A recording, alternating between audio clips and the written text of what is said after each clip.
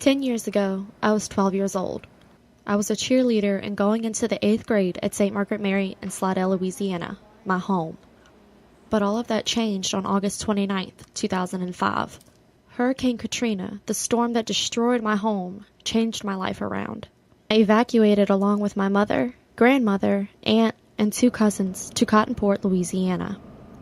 Moving to a new temporary home with nothing, we knew we had to make the best of it, even enroll in a new school for the time being. My family and I were grateful to start at St. Joseph's School in Plocheville, Louisiana. They accepted us and understood our situation and were always there when we needed help. 2005, I decided not to teach that particular time and decided to devote my volunteer time to the Red Cross. And I helped out in Mansur, and I got to experience the lives and the stories of those people who had left Plaquemine Parish.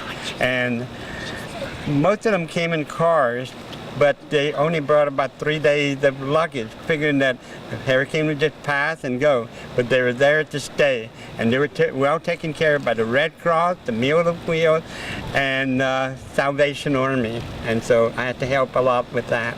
It was a real learning experience. We weren't the only evacuees there either. Our 8th grade class was the biggest they've ever had, which to me meant that it was a lot easier to make friends knowing that it would be hard to keep in touch back home.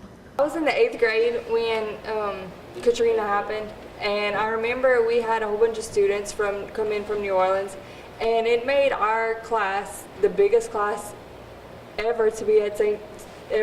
Joe. So we were the first class to be divided into 2 different classes, and we had to use the library as a classroom. I remember coming here. St. Joe was a nice place back then. I lost some friends I didn't get in touch with, but things happen.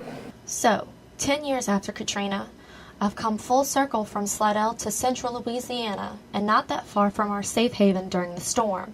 My story is similar to many who endured the storm that struck on August 29th. Our families did whatever they could to find a temporary life until they could return. My family did eventually return to Slidell. I grew up and graduated from Southeastern in Hammond, and when I was ready to go to work, I found my first job here in Alexandria. Our past may be forever linked to that storm, but our future is in a stronger state with families who have truly learned about survival and optimism. Taylor Rubach, ABC 31 News reporting from my new home 10 years after Katrina.